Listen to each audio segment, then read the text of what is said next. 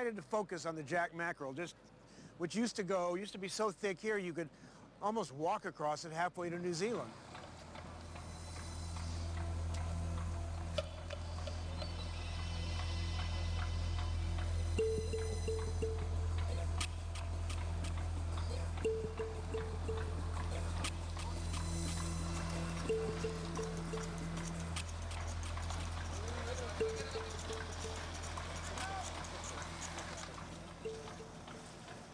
The jack mackerel was thought to be inexhaustible. There was supposed to be a huge stock that would never end. Now it's gone.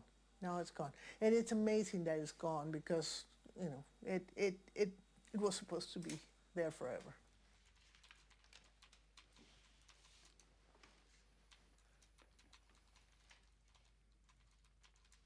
This was the last frontier for fishery. The effect of this overfishing has quite simply been the demolition of one of the world's last great fishing populations.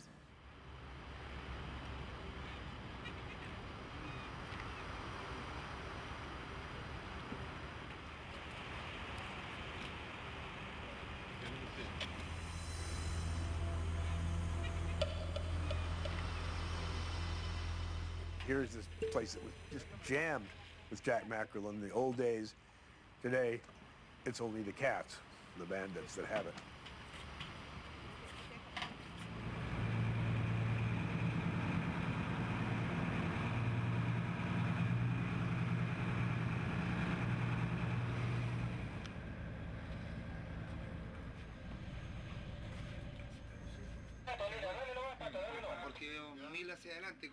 Hay grandes pesqueros, empresas pesqueras y patrones pesqueros que ellos saben a lo que es el término asesinar. Capturar un recurso, atraparlo y por ver que el tamaño, la talla no le era lo que a ellos le pedían, ellos mataban y botaban, mataban y botaban.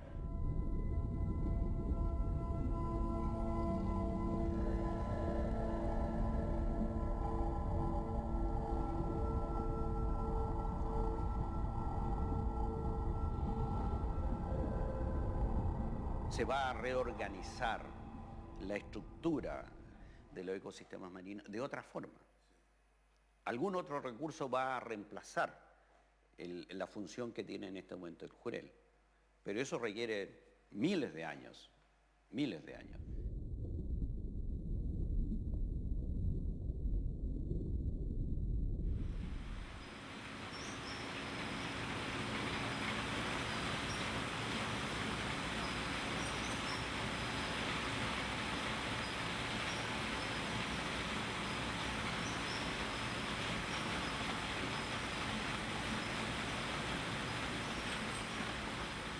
I can think of a whole lot of battlefields I'd rather walk into than a fish meal plant.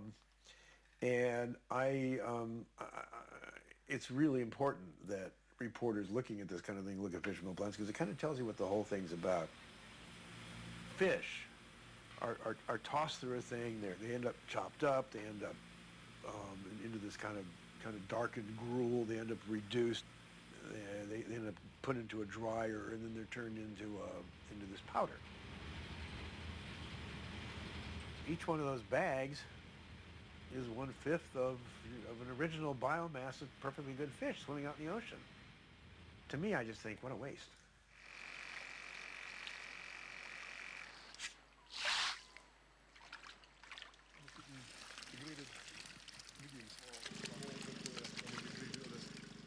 Los datos, que yo me he preocupado un poco de tratar de encontrar ese número, me indican que necesitaríamos alrededor de entre 5 a 7, incluso a lo mejor hasta 10 kilos de jurel para poder producir 1 kilo de salmón, lo cual es un absurdo ecológico.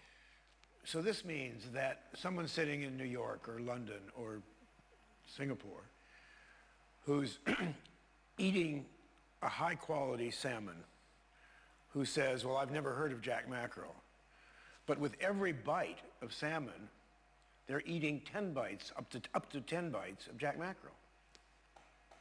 Así es. Entonces la pregunta es, si la producción de salmón es ecológicamente sustentable.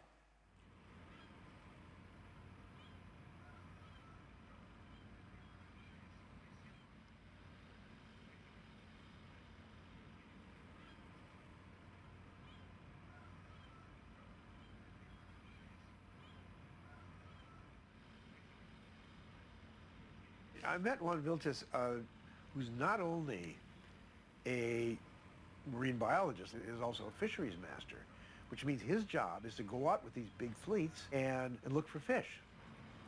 Bueno, eso para nosotros fue extraordinario porque era bueno.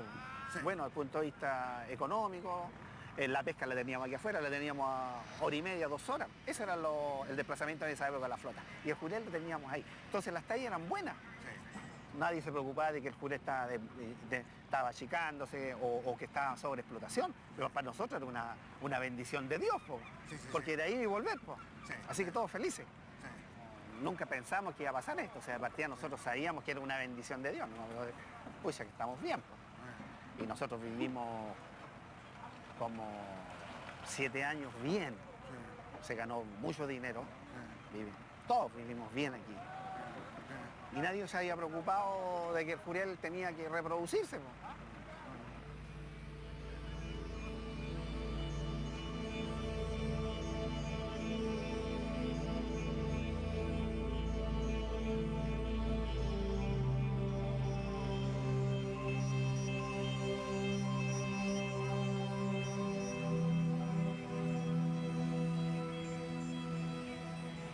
In about 2006, the Chileans and with the Australians and the New Zealanders and some others began to talk about a regional fishing management organization so that they could protect the stocks.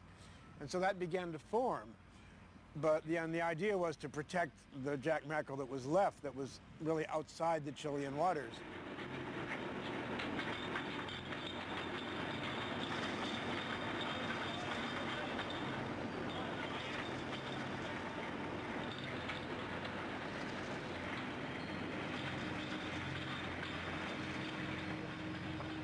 What happened when these negotiations began was that the world's fishing nations came down to the Pacific and wanted to establish a fishing track record. Now that fishing record would be used, they hoped, in the future to establish allocations. So if a country such as Russia had caught, for the sake of argument, 200,000 tons in a given year, then they would use that argument to have a quota or a bigger allocation of fish in the future. Of course, what this meant was that there was a race to fish.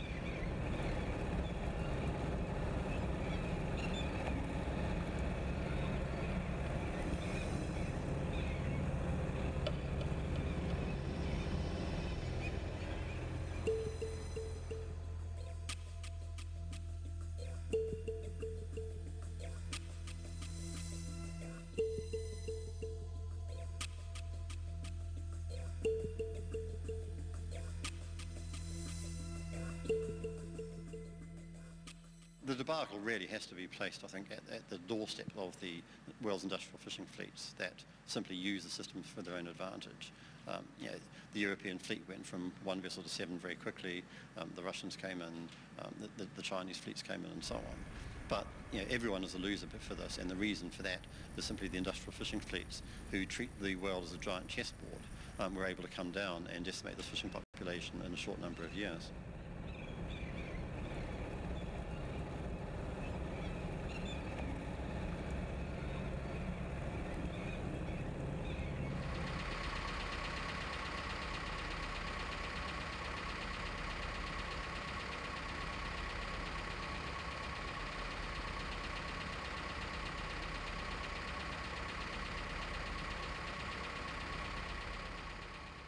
Dit was een van de laatste gebieden, ik denk eigenlijk het laatste gebied waar ons soort visserij nog vrij toegang had. Want de wateren buiten de 200 mijlzone, daar kan iedereen op gaan vissen. Ja.